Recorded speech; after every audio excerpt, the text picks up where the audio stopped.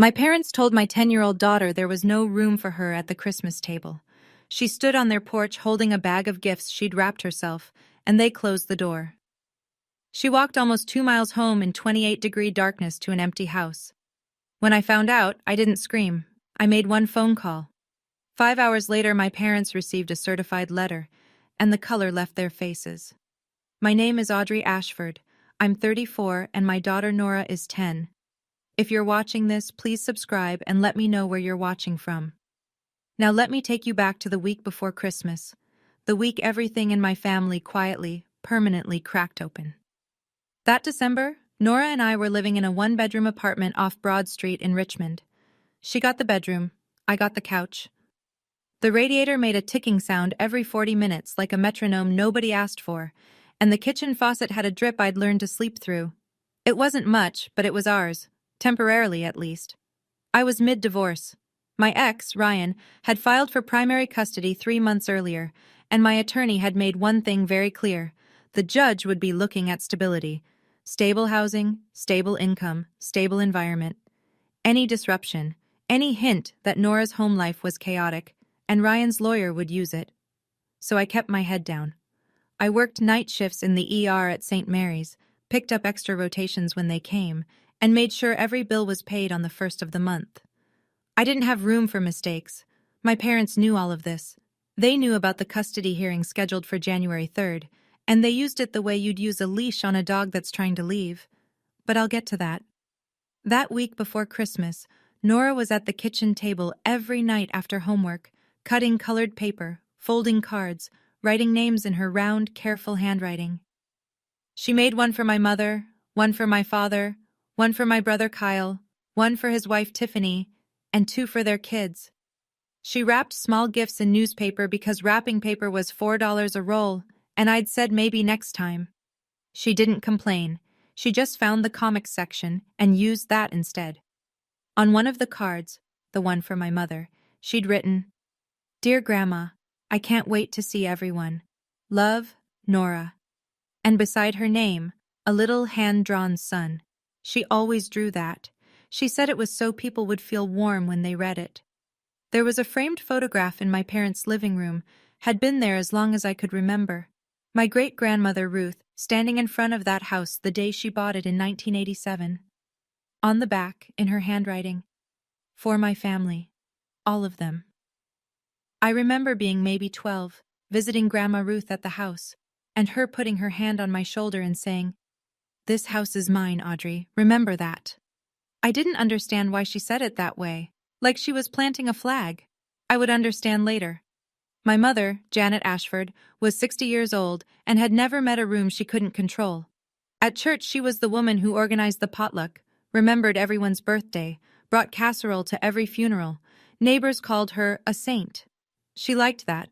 She collected the word the way some people collect porcelain, carefully, and where everyone could see it. At home, Janet decided who was invited to dinner and who wasn't, who sat where, who spoke, and when. My father, Gerald, 62, retired early from warehouse management, sat in his recliner and agreed with whatever she said. His silence wasn't neutral. It was a vote. My brother Kyle was 29 and had never paid rent in his life. He sold cars at a dealership in Short Pump, made average money, and spent like he made twice that, because our parents covered the difference. He and his wife Tiffany lived upstairs in the house. Grandma Ruth's house. Free. Kyle drove a truck our mother had bought him with money she called savings. Nobody asked where the savings came from.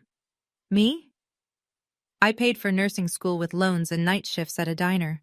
When I got married, my mother said, "Keep it simple, Audrey. An outdoor ceremony is fine."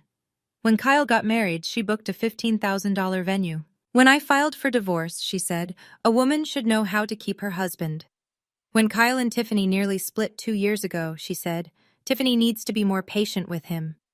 Every week she'd call me, not to ask how I was, but to remind me not to do anything stupid before the custody hearing. The implication wasn't subtle. If you make waves, you won't have a place to land. And the judge will hear about it. I once saw her close her laptop fast when I walked into the kitchen. The screen had an Airbnb logo on it. I didn't think much of it then. That was a mistake. The plan for Christmas was simple. I was scheduled for a double shift, 6 p.m. to 6 a.m., because holiday pay was time and a half, and I needed every cent for the attorney retainer. My parents would pick up Nora at 4, bring her to the house for Christmas dinner, and I'd get her the next morning. Of course, my mother said on the phone when I confirmed. Bring her over. We'll have a wonderful time. My father's voice from the background. Yep, just bring her. Nora spent Christmas Eve laying out her outfit, a green sweater she'd picked at Goodwill, the one she said made her look Christmassy. She arranged the gifts in a canvas tote bag, each one tagged, each tag with a sun. I packed her things that afternoon like I was packing a deployment bag. Heavy coat, wool hat, gloves, scarf.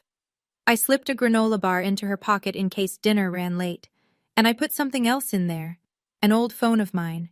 No data plan, no apps, just the ability to make calls. I'd programmed 2 numbers into it, mine and Maggie's. Maggie Cole was my best friend, a nurse on the same floor at St. Mary's. She'd known Nora since birth. If anything happened and I was elbow deep in a trauma case with no signal, Nora could reach Maggie. Just in case, I told Nora. If you can't get me, call Maggie. Nora tucked the phone into her coat pocket and smiled. Mom, relax. It's just Grandma and Grandpa's house. At 3:45 p.m. on Christmas Day, I kissed her forehead in the hospital parking lot, watched her climb into my mother's car with her bag of gifts and her green sweater and her little sons. And I walked into the ER. That was the last time I saw my daughter smile for days. Everything I'm about to tell you comes from 3 sources. What Nora told me afterward, the voicemail she left on my phone, and the call log on the old phone I'd given her. I wasn't there. I was starting an IV on a 60-year-old man having chest pains when it happened. But I've heard the story enough times now that I can see it, every detail, like I was standing on that porch myself. 5:15 p.m. My mother's car pulled up to the house. The windows were glowing, garland on the railing, the front door wreath my mother bought new every year. Inside, laughter, the Nat King Cole Christmas album she always played, and the smell of roast turkey and rosemary stuffing drifting out through the weather stripping. Nora walked up the steps with her tote bag. My mother let her in. Nora stood in the hallway, hearing voices from the dining room. Kyle, Tiffany, the kids, Gerald. She started to take off her coat. Then my mother went into the kitchen. Nora heard low voices. Her name, Kyle's voice, then my mother's. Then nothing for a minute, 5:30 p.m. My mother came back out. Her face had changed. The warmth was gone, replaced with that polite, practical expression she wore when she was about to say something cruel and call it reasonable. Nora, sweetie, we've got a little problem. The table is full. Kyle's in-laws came last minute. There's just no room. You should probably head home. Your mom will be back in the morning. Nora looked at the bag in her hands. But I brought presents for everyone. My mother glanced at the tote bag the way you'd glance at a flyer someone hands you on the street. That's sweet. Just leave them on the porch. We'll open them later. Behind my mother, my father stood in the hallway. He said nothing. Kyle looked over his shoulder from the dining room, then turned away. And here's what Nora told me later, in a voice so steady it broke me worse than crying would have. She looked past my mother into the dining room and counted. 12 chairs around that table. One of them was empty. The door closed. The wreath shook once, then stilled. The Nat King Cole kept playing inside. My daughter stood on that porch alone, holding a bag of gifts nobody wanted, and she didn't cry. She just turned around and started walking. It was 28 degrees. I know because I checked the weather log afterward. December 25th, Richmond, Virginia, 6 p.m. 28 degrees Fahrenheit, wind chill 22, light flurries. The kind of cold that finds the gaps in your coat and stays there. Nora walked 1.7 miles from my parents' house to our apartment. I mapped it later on my phone, standing in the kitchen, staring at the little blue line on the screen like it could explain something. 1.7 miles. Past houses with wreaths and electric candles in every window. Past living rooms where families were sitting together. down Mechanicsville Turnpike where the streetlights are spaced too far apart and the sidewalk disappears for a stretch near the auto shop. She carried the tote bag the whole way, every gift. She didn't leave them on the porch like my mother told her to. She brought them home. The newspaper wrapping was damp from the snow by the time she got inside. The apartment was dark. I'd turned the heat down to 60 before I left. No point warming an empty place, I'd thought, since Nora would be at my parents' house all evening. She unlocked the door, turned on one lamp, and sat on the edge of her bed in her coat. She tried to call me at 5:43. No answer. I was in a trauma bay. She called again at 5:45. Voicemail. At 5:47, she called Maggie. Maggie picked up on the second ring. She told me later that when she heard Nora's voice, calm, small, precise, she grabbed her keys before the sentence was finished. At 5:52, Nora left me a voicemail. 23 seconds. I've listened to it more times than I'll ever admit. Mom, Grandma said there's no room. I walked home. I'm okay. I'm in the apartment. Merry Christmas, Mom. Maggie pulled into our parking lot at 6:02. She took a photo when she walked in. I have it. Timestamp, 6:02 p.m. Nora sitting on the bed, still wearing her coat, the tote bag of gifts on the floor beside her. One lamp on, the rest of the apartment dark. Maggie wrapped Nora in a blanket, turned the heat up, and drove her to Maggie's house for the night. By 6:30, Nora was eating leftover lasagna at Maggie's kitchen table with Maggie's cat in her lap. She was safe. But I didn't know any of that yet. I was still in the ER, checking vitals, charting notes, assuming my daughter was sitting at my parents' table, opening gifts beside a Christmas tree in a warm house full of people who loved her. I checked my phone at 10:32 p.m. during my 15-minute break. 3 missed calls from Maggie, 1 voicemail from Nora. 0 calls, 0 texts from my mother, 0 from my father, 0 from Kyle. I listened to the voicemail first. 23 seconds. I stood in the staff break room with my back against a cold steel locker and listened to my 10-year-old daughter wish me Merry Christmas from an apartment she should never have been in that night. Her voice was steady, a little thin, not crying, worse than crying because it meant she'd already decided this was something she was supposed to handle on her own. I played it again, then one more time because some part of me was waiting for it to stop being real. Then I called Maggie. She answered immediately. She's fine, she's asleep, she's at my place. And then, quietly, Audrey, she walked home, alone, in the dark, on Christmas. Maggie had already sent me the photo by text. I opened it.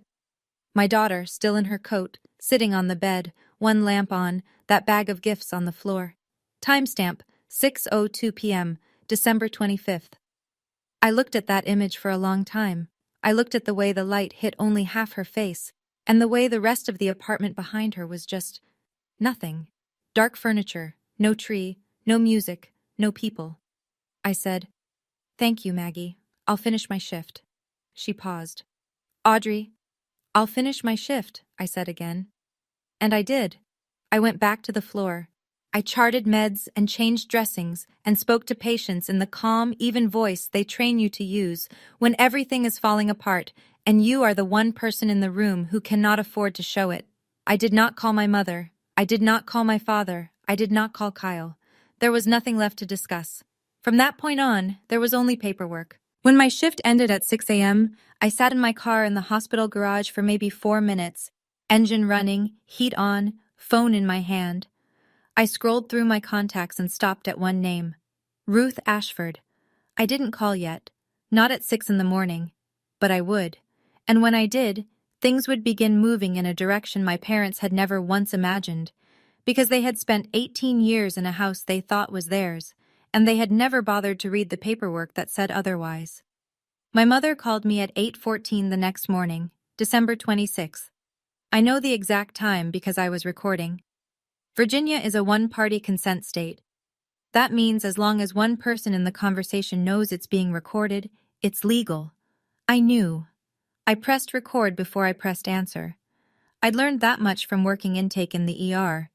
When things are about to go sideways, you document first and feel later. Audrey. Her voice was light, almost cheerful. I heard Nora went home last night. I'm not sure what happened. I told her to wait 10 minutes while I rearranged things, and she just left. You know how kids are. So dramatic. I let the silence sit for 3 full seconds. Then, Mom, Nora called me at 5:52. She said you told her there was no room. She walked home. Shift. I heard it. A recalibration. The gears turning behind that polished voice. Well, it was chaotic, Audrey. Kyle's mother-in-law showed up last minute. I had to make a decision. What was I supposed to do? Kick out an elderly guest for a child? You kicked out a 10-year-old. Silence. 4 seconds this time. Then Janet's third gear. Offense. Don't start with me, Audrey. I have been supporting you through your mess, housing you, watching your child, covering for you, and this is the thanks I get? You're just like your father's side. Ungrateful, every one of you. Her voice was climbing now, not loud, but sharp. The way a blade doesn't need to be big. And let me tell you something. If you make this into a thing, don't expect us to show up at your custody hearing. Don't expect a roof. Don't expect anything. 7 minutes and 23 seconds. I recorded all of it, including the last thing she said before she hung up. The thing she probably thought was a threat, but that I filed away as evidence. You do anything stupid, Audrey, and I will make sure that judge knows exactly what kind of mother you are. I set the phone on the kitchen counter. I looked at the recording file. 7:23, December 26, 8:14 a.m., and I saved it to a folder I'd just created. I named the folder Receipts. Kyle started texting at 8:45, not a phone call. That would require hearing my voice, and Kyle had never been comfortable with anything that couldn't be done from a safe distance. 8:45 a.m. Mom told me you made a big deal about last night. Seriously? 8:47 a.m. Nora is fine. Kids walk home all the time. Stop being dramatic. 8:52 a.m. You need to apologize to Mom. She's crying. 9:01 a.m. If you push this, I swear I'll tell your ex's lawyer you're unstable. I didn't respond to any of them. I screenshotted every single one. Each one went into the folder. By mid-morning, the machine was running. Janet had already called her sister, my Aunt Diane, and delivered her version. Audrey abandoned Nora at our house, then blamed us for it. Aunt Diane called me at 10:15, voice soft with concern that wasn't really for me. Sweetie, your mom is just devastated. Can't you let this go? It's Christmas. Did she tell you Nora walked home alone in the dark? A pause. She said Nora left on her own. Nora is 10, Aunt Diane. Another pause, longer. She didn't have an answer for that, so she said she'd pray for the family and hung up.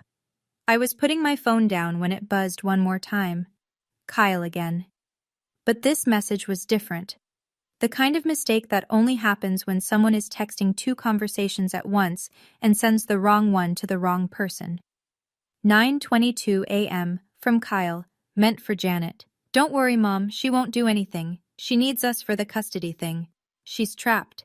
I read it twice, then I screenshotted it, opened the receipts folder, and saved it right below the others. He was right about one thing. I did need them. For 9 more days. The custody hearing was January 3rd. After that, the leash came off. But Kyle didn't know about the leash. He only knew about the trap. And people who think you're trapped, stop watching what they say. I should give you some history, because what happened at Christmas didn't come out of nowhere. It was the loudest note in a song that had been playing my entire life. In the Ashford family, there were 2 kinds of children, the investment and the expense. Kyle was the investment, I was the expense. Kyle dropped out of community college after 3 semesters. My parents had paid every dime of his tuition. I put myself through nursing school on federal loans and a waitressing job that left my feet swollen by midnight. When I graduated, my mother said, "Well, at least you finished something." When Kyle got a job selling cars, she threw him a dinner party. When I got married, Janet told me to keep it simple. An outdoor ceremony is fine, Audrey. No need to go overboard. Budget. Whatever I could scrape together. When Kyle married Tiffany 2 years later, my mother booked a venue with a chandelier and a 3-tier cake and wrote a check for $15,000.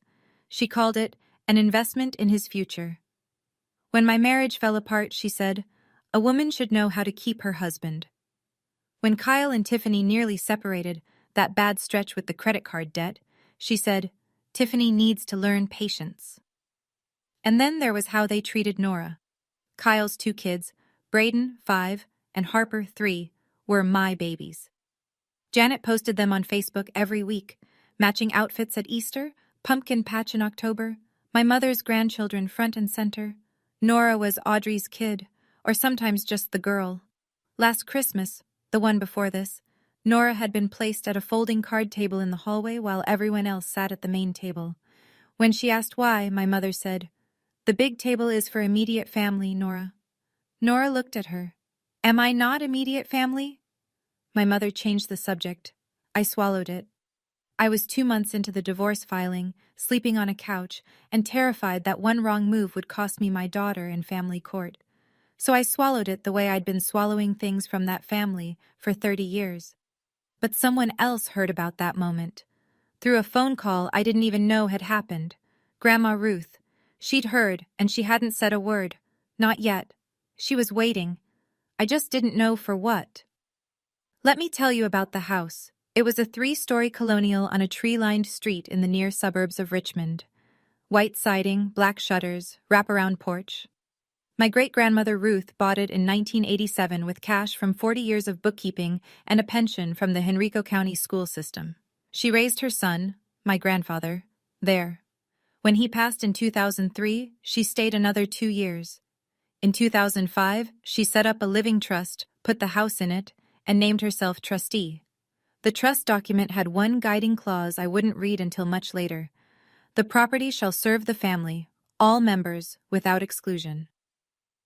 In 2012, Grandma Ruth moved to a nursing home in Charlottesville. Janet and Gerald moved in.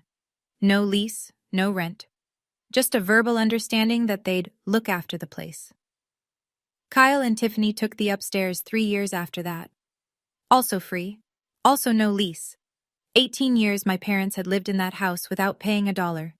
And somewhere along the way, they'd started talking about it like it was theirs. Our home. The family home. The house we've poured our lives into. As if the woman who actually bought it, the woman sitting in a nursing home 60 miles away, had simply vanished. But there was the basement. A finished space that used to be the family room where I'd watched movies with Grandma Ruth as a kid. 3 years ago, Janet had it renovated. New lock on the door, separate entrance from the side yard. She told everyone the basement was damp and unsafe. She told Grandma Ruth it had a mold problem. Nobody went down there. That night, December 26th, after Kyle's wrong number text and Aunt Diane's phone call, I opened the Airbnb app on my phone and typed in my parents' address. It took 4 seconds. Cozy Basement Suite, Richmond, Virginia. 47 reviews, Superhost badge, $89 a night. Host name, Janet A. I scrolled through the listing photos, and there it was, Grandma Ruth's old basement, the one with the wood-paneled walls and the brick fireplace. New furniture, new linens, a little basket of toiletries on the nightstand. 47 5-star reviews in a house that didn't belong to her. In a basement she'd told a 90-year-old woman was too dangerous to enter. I screenshotted everything. The listing, the reviews, the pricing, the host profile. Timestamp, December 26, 11:30 p.m. Then I closed the app, set my phone on the kitchen counter, and sat in the quiet for a long time. Tomorrow morning, I was going to call Grandma Ruth. I called at 7:15 a.m. on December 27th. Early, but Grandma Ruth had been a dawn riser her whole life, and the nursing home staff told me once she was usually dressed and reading by 6:30. She picked up on the third ring, that voice, hoarse, thin, but precise in a way that age hadn't touched. Like a blade that had been sharpened so many times it was narrow, but still cut clean. "Audrey, you're calling early. What happened?" I told her. All of it. Nora at the door, the no-room excuse, the walk home, the dark apartment, the voicemail. Grandma Ruth went silent. Not the silence of someone who didn't hear. The silence of someone counting. I waited. 10 seconds. I know because I counted too. Then she spoke, and her voice hadn't changed a fraction. "That house has 12 chairs and a table that seats 14, Audrey. I bought every single one of them." I told her about the Airbnb listing, the basement, the 47 reviews. The $89 a night under Janet's name. Another silence. 5 seconds this time. So she is making money off my house and turning away my great-grandchild at the door on Christmas. It wasn't a question. It was a verdict. Audrey, do you have that screenshot? The listing? Yes, ma'am. Good. I'm calling Martin this morning. Martin Haywood, Grandma Ruth's estate attorney in Charlottesville. He'd set up the trust in 2005 and handled every update since. I'd met him once, years ago, quiet, careful, the kind of man who wore the same gray suit every day and never forgot a clause. Before she hung up, Grandma Ruth said one more thing. I already knew something was wrong, Audrey. Last Christmas, Nora called me to say Merry Christmas, and she told me, Grandma Ruth, I sat alone at the little table. I asked Janet about it. Janet said Nora preferred it that way. A breath. I believed her. I will not believe her again. That morning, while my mother was posting leftover Christmas photos on Facebook, the ones from the dinner table Nora wasn't allowed to sit at, captioned Blessed Family Time, a woman 90 miles away in a Charlottesville nursing home was on the phone with her attorney, and the clock had started. Martin Haywood called me at 2:15 that afternoon. His voice was what I expected, measured, unhurried, the kind of tone that doesn't waste words because each one has already been weighed. Ms. Ashford, your great-grandmother has briefed me on the situation. I've reviewed the trust documents. I want to walk you through where things stand. He spoke for maybe 4 minutes. This is what he said, and I'm paraphrasing only slightly because I wrote it down on the back of a grocery receipt while standing in my kitchen. The house was held in the Ruth Ashford Revocable Living Trust, established 2005. Grandma Ruth was the sole trustee. Janet and Gerald had no lease, no deed, no ownership interest of any kind. They were what the law calls permissive occupants, people allowed to stay at the owner's pleasure, and that pleasure could be revoked with 30 days written notice. Virginia statute, black and white. Your grandmother has instructed me to do 2 things, Martin said. First, prepare a 30-day notice to vacate, addressed to Janet and Gerald Ashford. Second, draft an amendment to the trust, removing Janet and Gerald as beneficiaries and naming you as sole beneficiary, with Nora as contingent beneficiary. I leaned against the counter. How soon? The notice will go out by certified mail tomorrow, December 28th. I'll bring the amendment to your grandmother's facility tomorrow morning for signature. I've already arranged a notary and 2 witnesses from the nursing home staff. I said yes.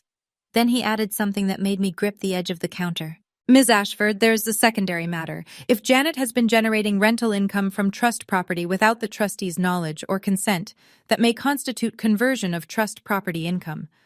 I'll need you to send me everything you have. The listing, the screenshots, the reviews, all of it. I sent the folder that night. Every screenshot, every timestamp, labeled and organized the way I label patient charts. Because when you've spent a decade in medicine, you learn that documentation isn't just a habit, it's a survival skill. Martin's reply came at 9:47 p.m. Received. This is comprehensive. We'll proceed in the morning. Somewhere in Richmond, my mother was probably watching television in a house she didn't own, sleeping in rooms she hadn't paid for, spending money she'd skimmed from a basement she'd lied about. And she had no idea that by this time tomorrow, her name would be crossed off a legal document and replaced with mine. December 28th. I drove to Charlottesville with Nora in the back seat. 1 hour on I-64, winter sun flat and white through the windshield. Nora didn't ask where we were going. I'd told her we were visiting Grandma Ruth, and her face had lit up the way it used to before Christmas, stopped being a word that made her happy. The nursing home smelled like it always did, lemon disinfectant, and cafeteria coffee, and something floral the staff sprayed in the hallways that never quite covered the rest. Grandma Ruth was in the common room, sitting in her wheelchair with her back straight, wearing a blue cardigan buttoned to the top. Martin Haywood stood beside her in his gray suit, a leather folder open on the table. Next to him, a woman with a notary stamp and 2 nursing home staff members I recognized, Linda from reception and a CNA named Terrence, who'd always been kind to Grandma Ruth. Nora saw her first. Grandma Ruth! Grandma Ruth's face changed. The sharpness softened, just around the eyes. She held her arms open. Come here, little son. Nora hugged her, careful the way kids learn to be careful with people who are small and old and precious. Grandma Ruth held her for a long moment, one hand on the back of Nora's head. Then she leaned back and looked at her. "Did you have a good Christmas, honey?"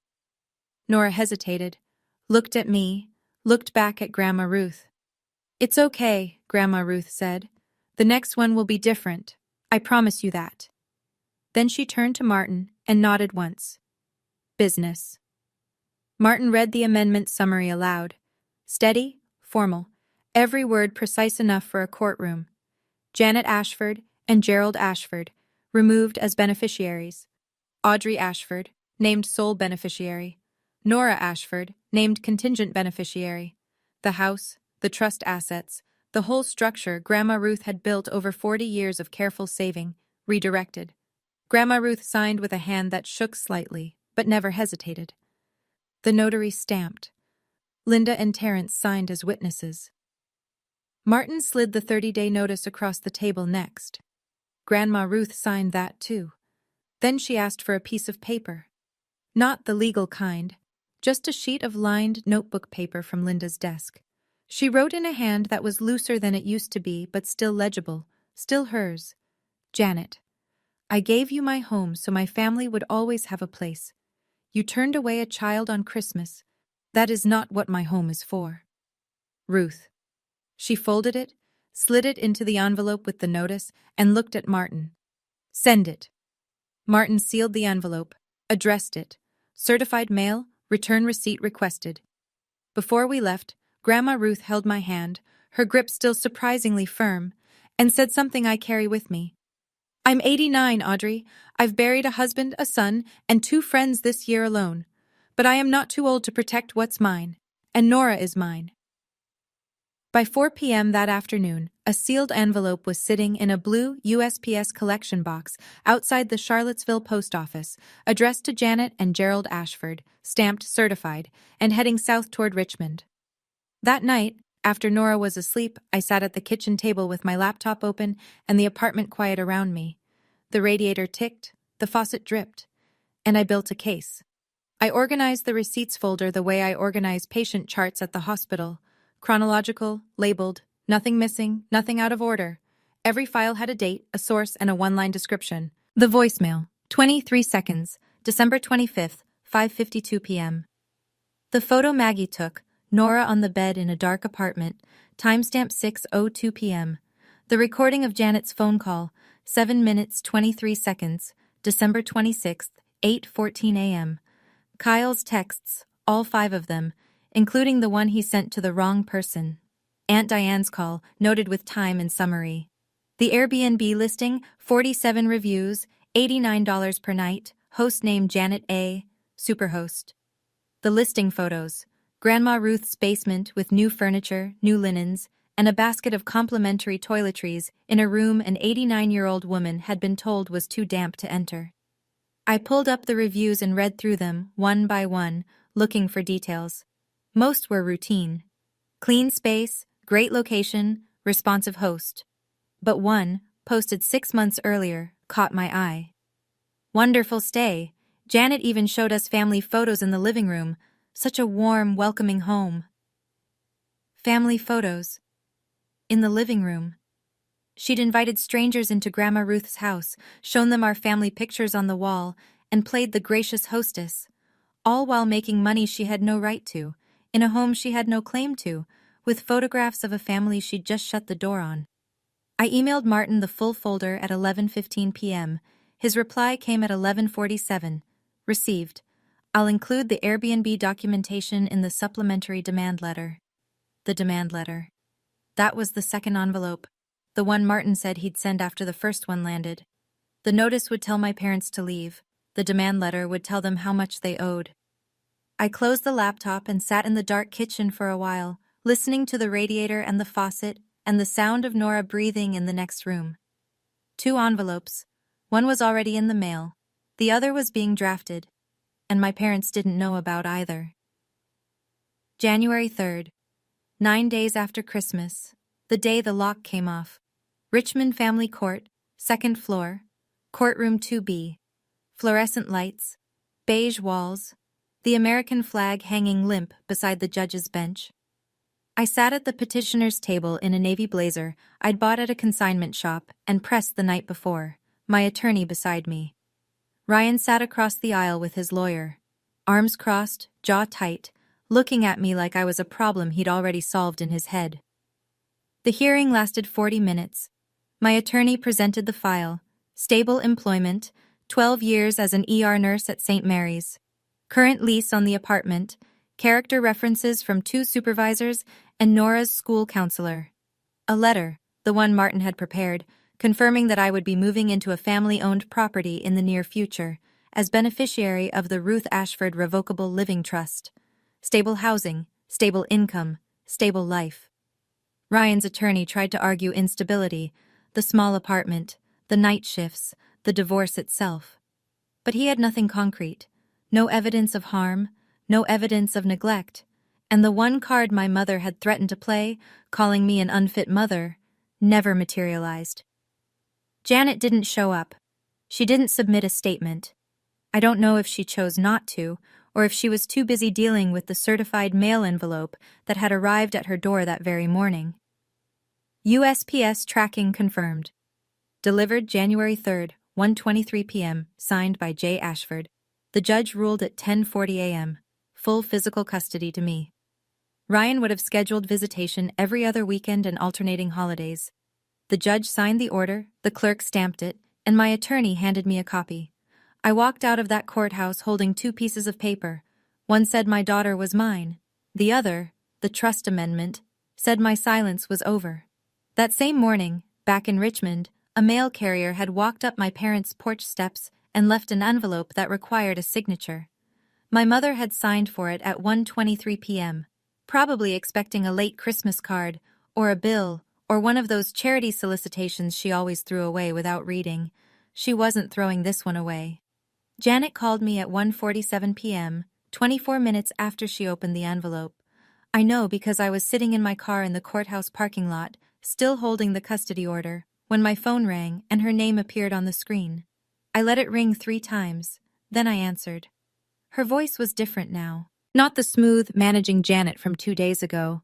This was high, unraveled, shaking at the seams like a wall with the studs pulled out. What is this?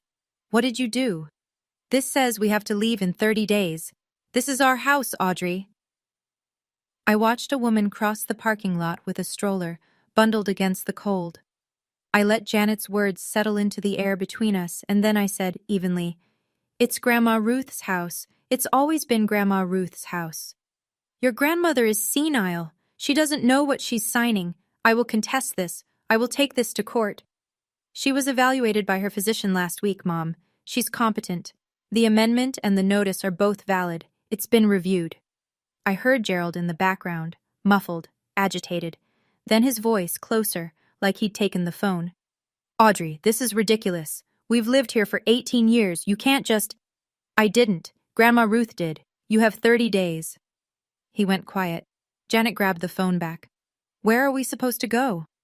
I let the silence hold for 3 seconds. Then, "I don't know, Mom. Maybe somewhere with enough room." She heard it. I know she heard it, because the line went dead. She didn't hang up gently. She hung up the way people do when the ground shifts under them, and they don't know yet whether it's an earthquake or just the beginning of one. The USPS certified mail receipt was already on file with Martin's office. Delivered, signed, time-stamped.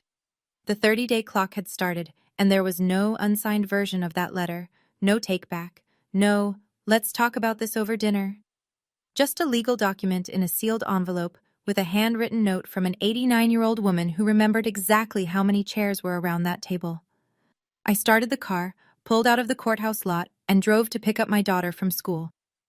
I need to pause here for just a second, because I know some of you are watching this and you've felt it. That moment when someone tells you there's no room for you. If that's you, drop it in the comments.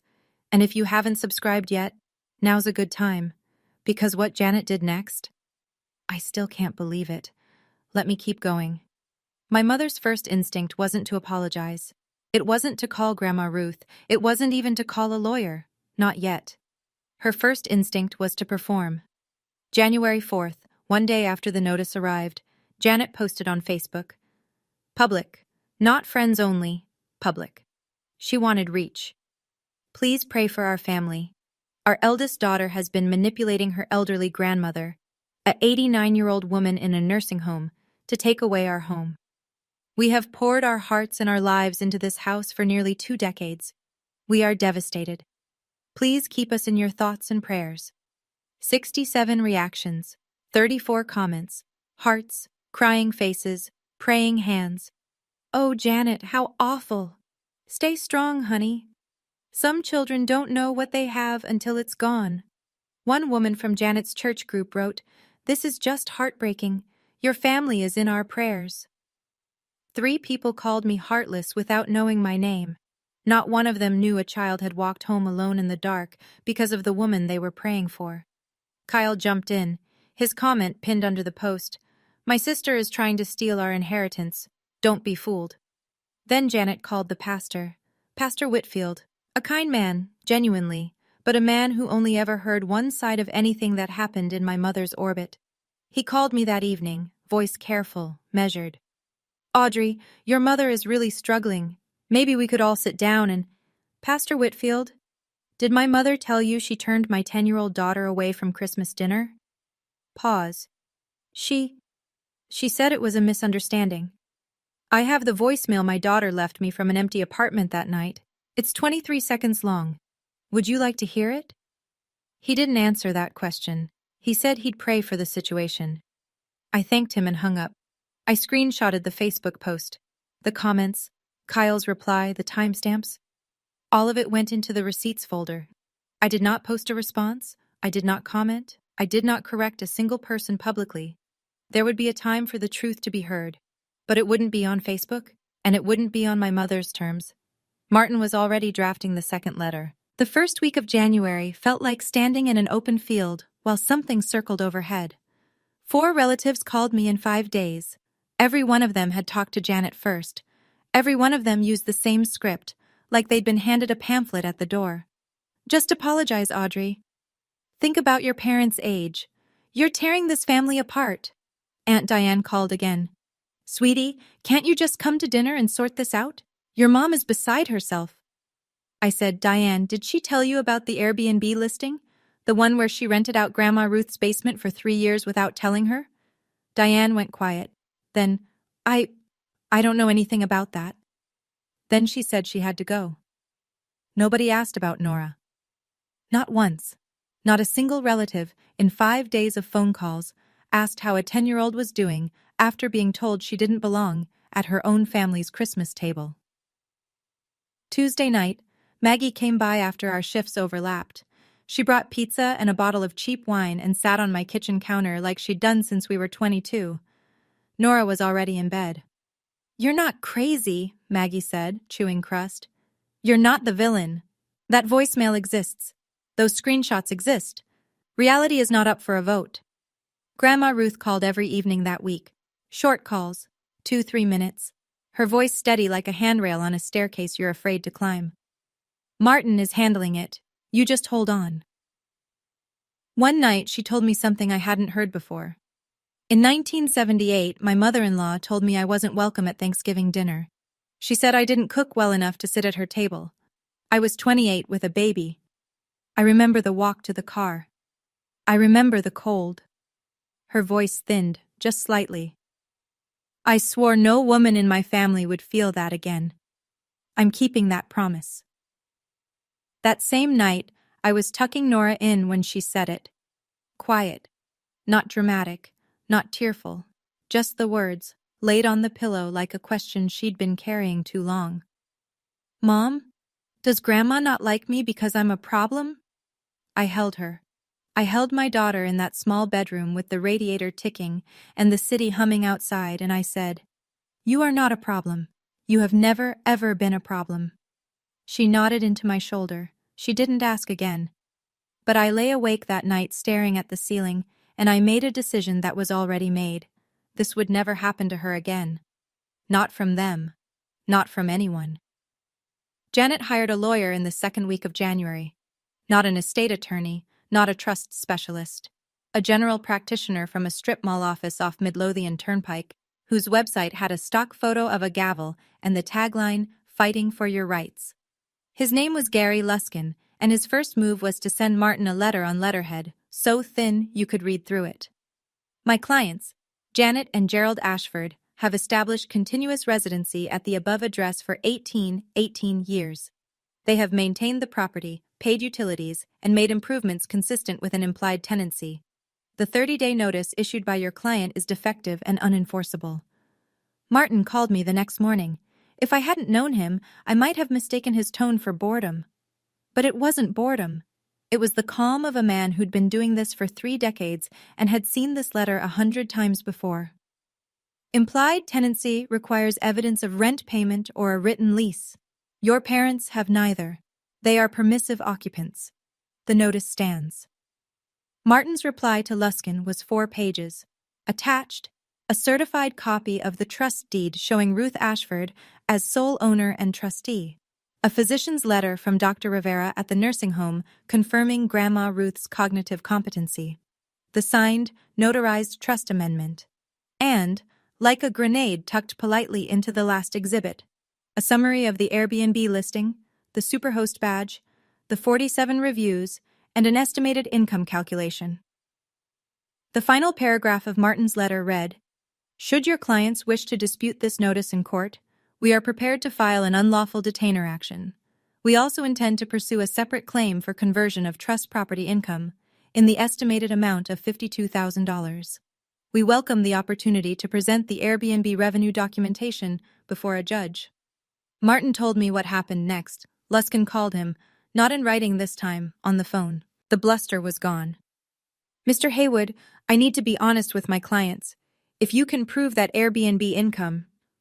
Martin: "It's on the internet, Mr. Luskin. It has 47 reviews." The line went quiet for a long time after that. Then, Luskin said he'd advise his clients to consider their options. 2 days later, I learned from Kyle that Janet's lawyer had strongly recommended she not contest the notice. She fired him anyway. Not because he was wrong, because he'd said a thing she didn't want to hear out loud. Kyle called me on a Wednesday in mid-January. I almost didn't answer.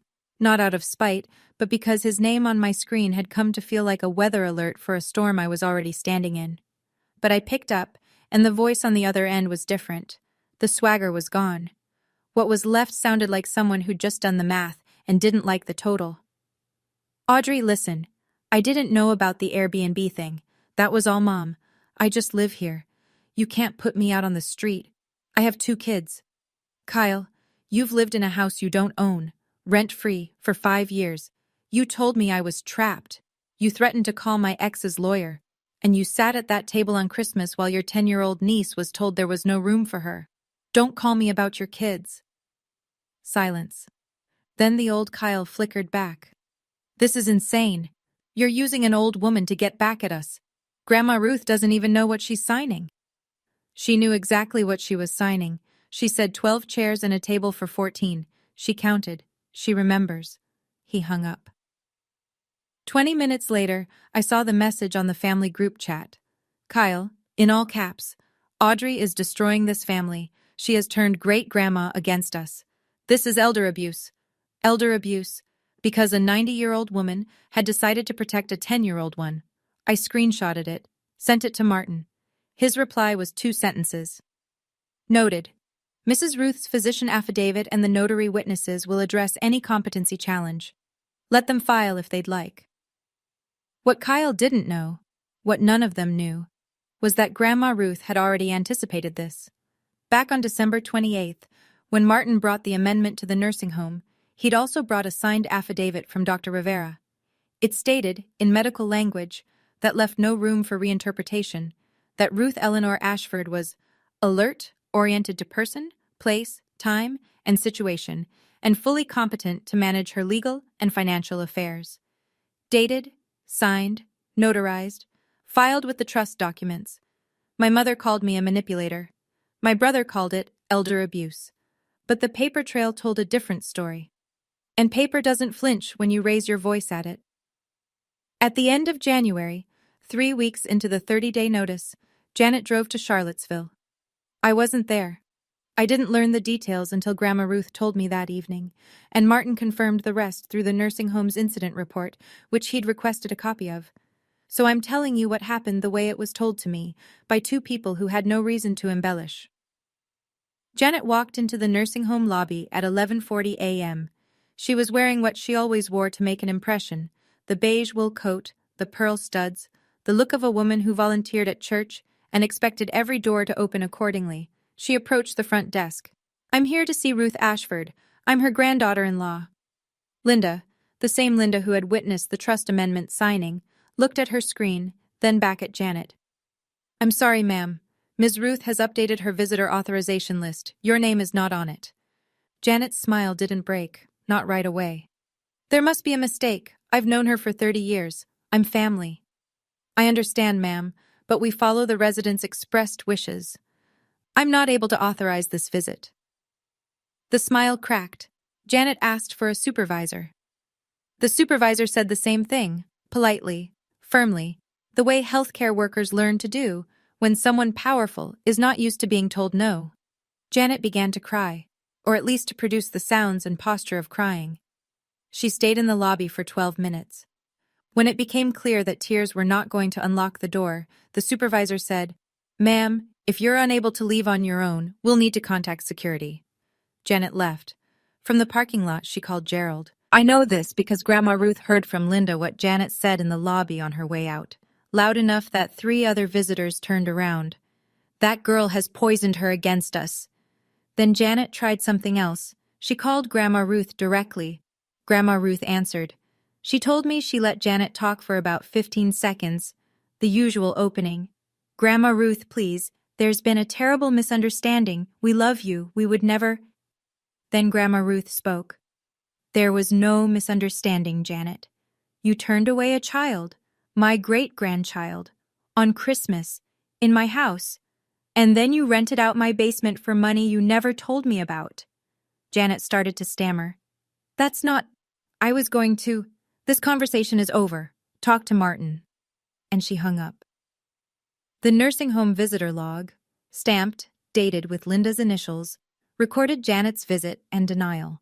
The staff incident report noted in clinical language, visitor became verbally agitated in lobby, declined to leave when asked, departed after security was mentioned, no physical incident.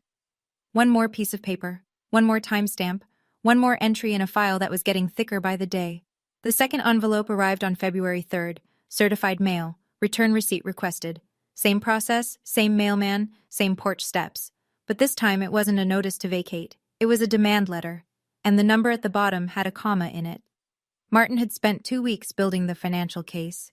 He'd submitted a third-party subpoena request to Airbnb through their legal compliance portal, standard procedure for trust attorneys investigating unauthorized use of trust assets. What came back was a full earnings statement for the host account registered to Janet A., linked to the property address. 3 years of booking records, payout amounts, calendar availability, occupancy rates, total gross income deposited into Janet's personal bank account from Airbnb rentals of Grandma Ruth's basement, $52,340. The demand letter was on Martin's letterhead. 3 pages, clean, clinical. The kind of document that doesn't raise its voice, because it doesn't need to. It cited the trust clause granting exclusive authority over trust property to the trustee. It cited Virginia law on conversion of trust property income. And it requested, in language so polite it almost sounded like a suggestion, full restitution of $52,340 within 60 days, or the trust would file a civil lawsuit. Attached, the Airbnb earnings statement, the listing screenshots, the 47 reviews, the archived listing from the Wayback Machine, because Janet had quietly deleted the Airbnb page 2 days earlier, thinking that if she erased the listing, she erased the evidence. She was wrong. The internet has a memory that outlasts good intentions and bad ones alike. Janet didn't call me this time. She didn't call anyone, as far as I know, but Gerald did. He called me that evening, and for the first time in my entire life, my father sounded like a man who understood that the floor he was standing on had never belonged to him. "Audrey," his voice was thin, "we don't have $52,000. Your mother, She spent it. The truck for Kyle. Credit cards. A cruise last year. It's gone. That's between you and Grandma Ruth's lawyer, Dad. Silence. Then very quietly. What happens if we can't pay? Then Martin files. I heard him exhale. Not anger. Something more like the sound a structure makes when the last supporting wall gives way. He said, "Okay," and hung up. $52,000. That's how much it cost my parents to turn away a 10-year-old on Christmas. Except they didn't pay it. They spent it. On a truck, on a cruise, on a life that was never theirs to fund. And now the receipt had arrived. What happened next, I pieced together from 3 sources. A voicemail Gerald left me at 2 a.m. that he probably didn't remember leaving. A text exchange between Kyle and Tiffany that Tiffany forwarded to me weeks later. And one very awkward phone call from Tiffany herself. The Ashford family, the one my mother had spent 30 years curating for the outside world. The Facebook posts, the church potlucks, the matching sweater Christmas photos, began to eat itself from the inside. It started with Kyle. He'd finally done what he should have done years ago. He looked at the numbers. The truck his mother had given him. $28,000. The gift she'd made toward his apartment deposit. $8,000. He'd always assumed these came from his parents' retirement savings or Gerald's pension. They didn't. They came from a basement that wasn't Janet's, in a house that wasn't Janet's, rented to strangers on a platform tied to Janet's bank account. Kyle called Janet. I wasn't on the line, but Tiffany told me later how it went. "Mom, you told me Dad's pension paid for all of this." "Don't you dare question me, Kyle. After everything I've done for you. You used stolen money to buy my truck?" The word stolen landed hard enough that Janet didn't speak for 5 seconds. Then she did what she always did. She pivoted to Gerald. "If your father had been any kind of man, I wouldn't have had to—" Gerald, apparently, had had enough. "You rented the basement, Janet. You spent the money. Don't put this on me." It was the first time, according to Kyle, that Gerald had ever contradicted Janet in front of anyone, but it was also 20 years too late, and they both knew it. Tiffany called me the following day, polite, nervous, her voice pitched a half step too high. "Audrey, I know we haven't been close, but Kyle and I didn't know about the Airbnb money. Is there any way you could talk to the lawyer? Maybe work something out?" "Tiffany, I'm sorry you're in this position, but the trust belongs to Grandma Ruth. You'll need to talk to her attorney." She thanked me and hung up. I think she was hoping for mercy. I think she deserved some, honestly. But mercy wasn't mine to give. It was Grandma Ruth's, and Grandma Ruth had already given it for 18 years. She was done. That week, Janet made one more Facebook post, shorter this time. "When your own family betrays you." 12 reactions, 3 comments, and then a 4th, from someone I didn't recognize, someone who had apparently been a guest in that basement. "Janet, I've been to your place. Is that the same basement listed on Airbnb? I thought your grandmother owned that house." 2 hours later, the post was deleted, but I'd already taken the screenshot. The family that had presented a united front at every Thanksgiving, every Christmas, every church potluck, the one that smiled in matching sweaters while a little girl sat alone at a folding table, was dissolving. Not because I tore it apart, because the truth did. I know this has been a lot, but we're almost to the end. And honestly, what happened on move-out day is the part even I didn't see coming.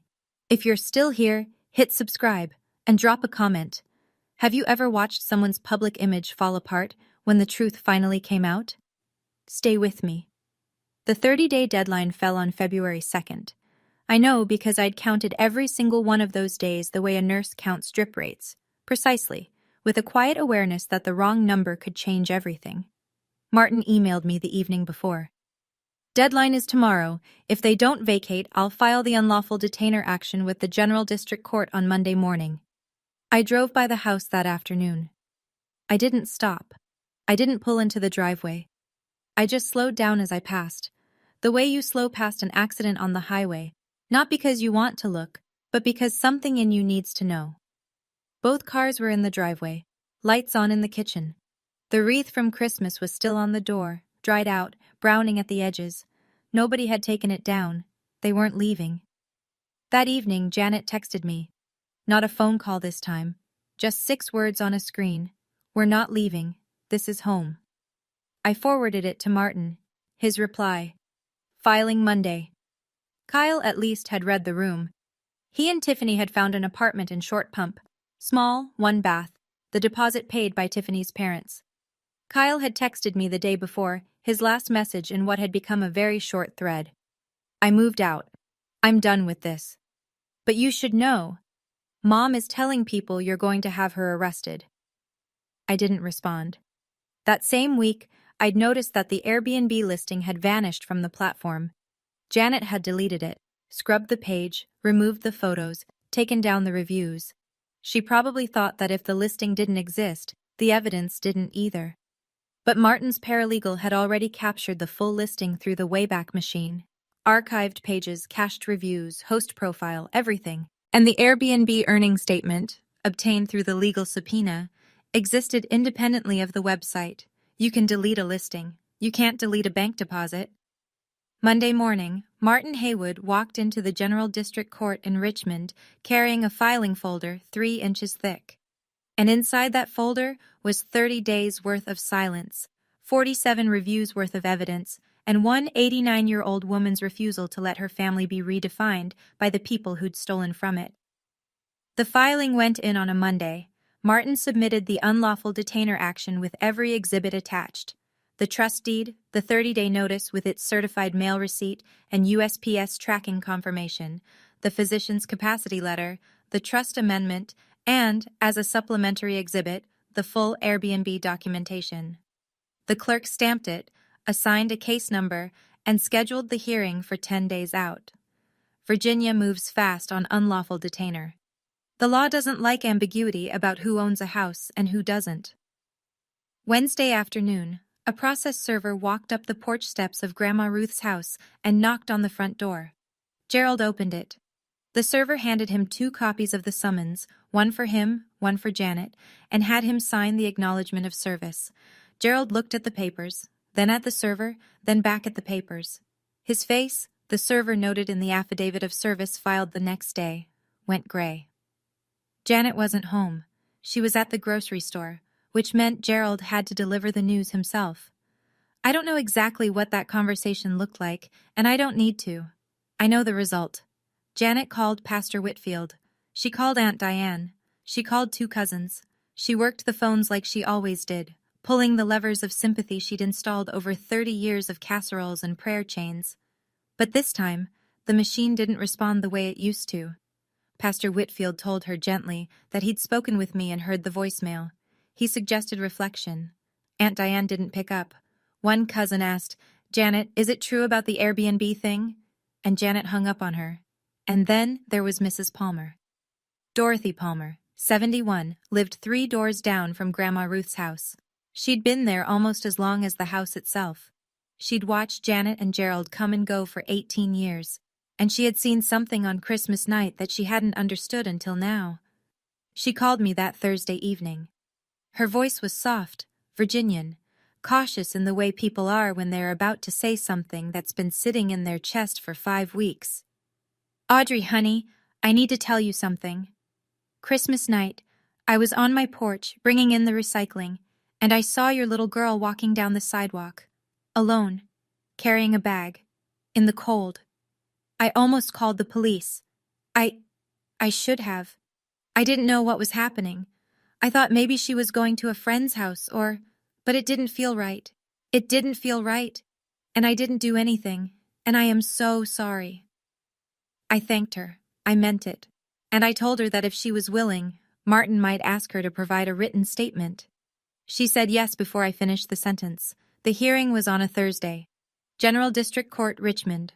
Small courtroom, fluorescent lights, a judge named Honorable Karen Yee, who looked like she'd heard 10,000 cases and remembered the details of every one. Martin sat at the petitioner's table. I sat behind him. On the other side, Janet and Gerald, alone, no attorney. Luskin had declined to continue representing them after reviewing the Airbnb evidence, or more precisely, after learning that Martin intended to introduce it in open court. Janet hadn't found a replacement. She sat in her beige wool coat, pearl studs, hands folded in her lap like she was at Sunday service. Gerald stared at the table. Martin presented the case in under 20 minutes. The trust deed, the notice, the certified mail receipt with USPS tracking and Janet's signature, the physician's capacity letter, the trust amendment. And then, as a supplementary exhibit, the Airbnb documentation, the earnings statement, the listing screenshots, the reviews, the archived Wayback Machine capture.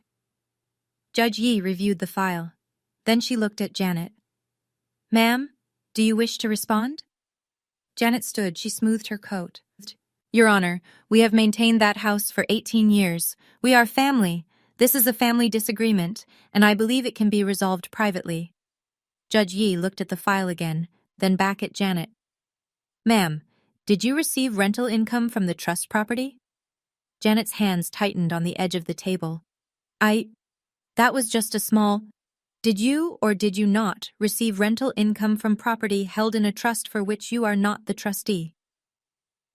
The courtroom was very quiet. I could hear the ventilation system humming. "Yes," Judge Yee ruled in 11 minutes.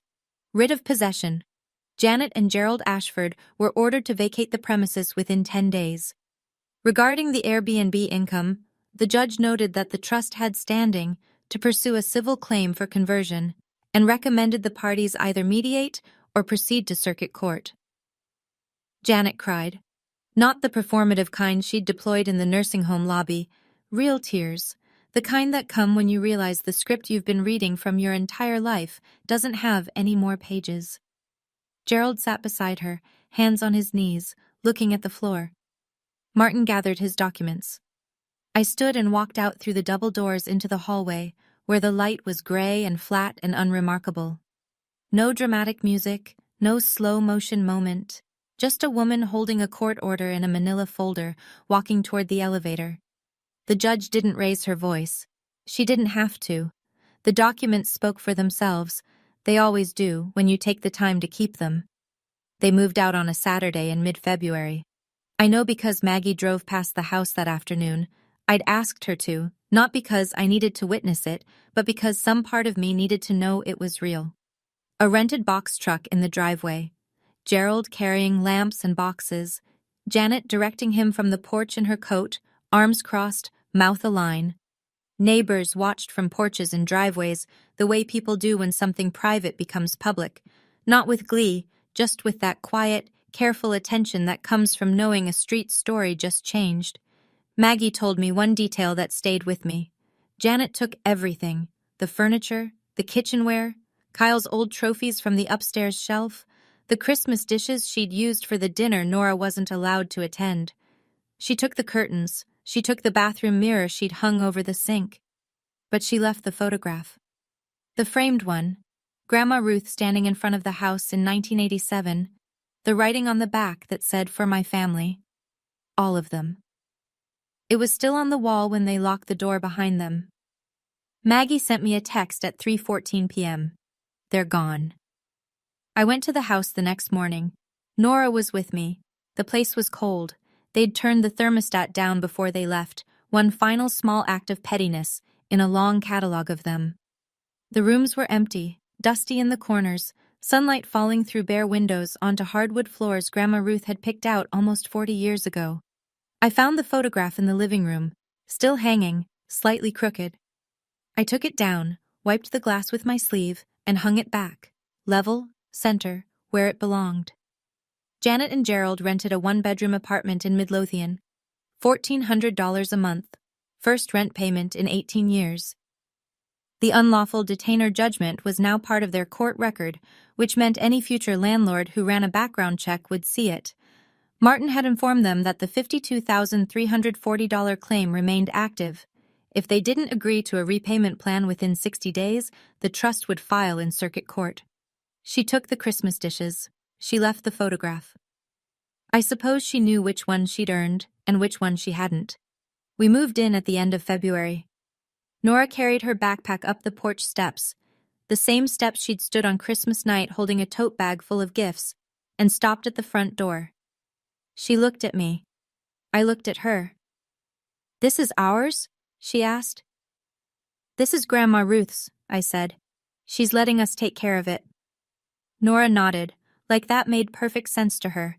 The way things do when you're 10 and trust hasn't been ruined for you yet, at least not permanently.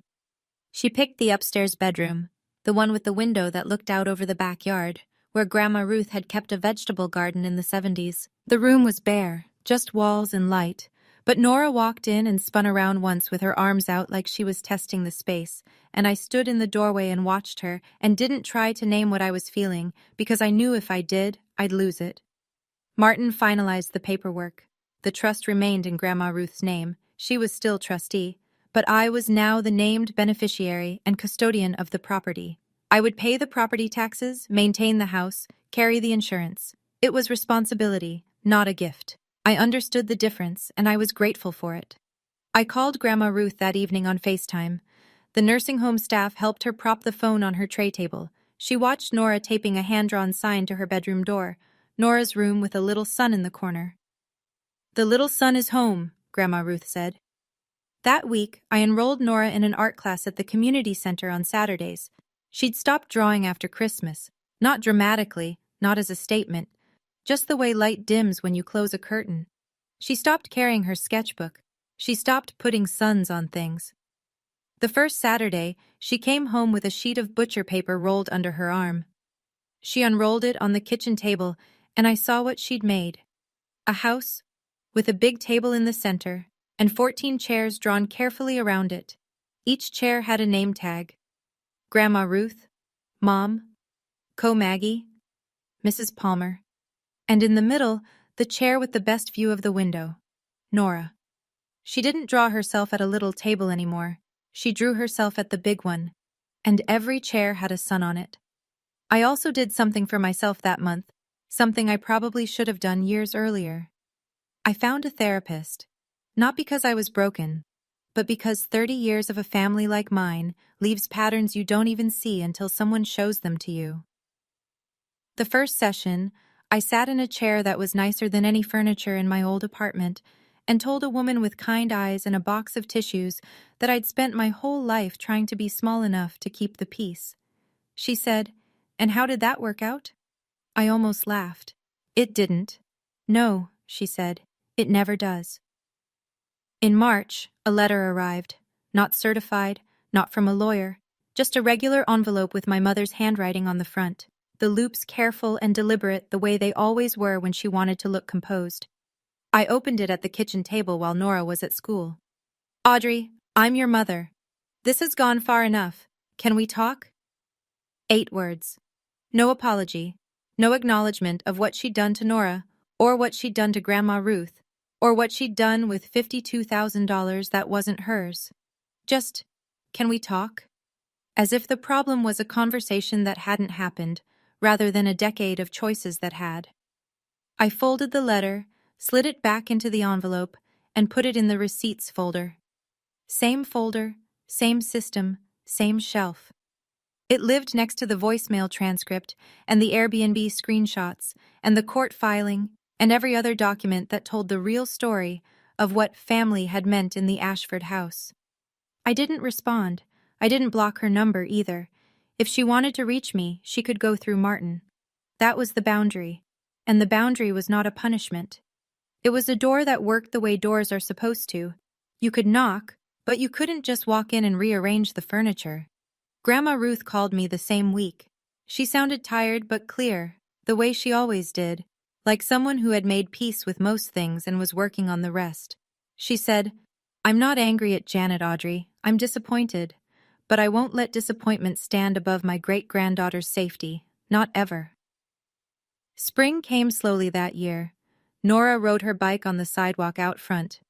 Mrs. Palmer waved from her porch every afternoon and sometimes brought over banana bread. Maggie came by on Fridays with takeout. The radiator in the old apartment didn't tick anymore, because we didn't live there anymore, and I only thought about that sometimes.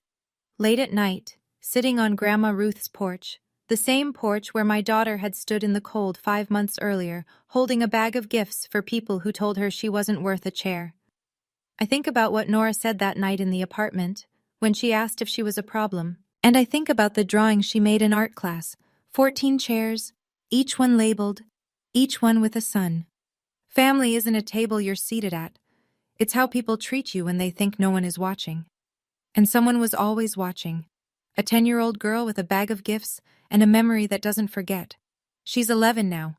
She still draws suns on everything. And the front door of this house stays open. That's our story. Mine and Nora's. If it meant something to you, if you've ever had to choose between keeping the peace and protecting your child, or if you've ever been the kid standing at that door, I'd love to hear from you in the comments. Subscribe if you haven't already, and check the description for another story about a mother who discovered her family had been stealing from her daughter's college fund. It's just as real. Thank you for watching, and for staying until the end.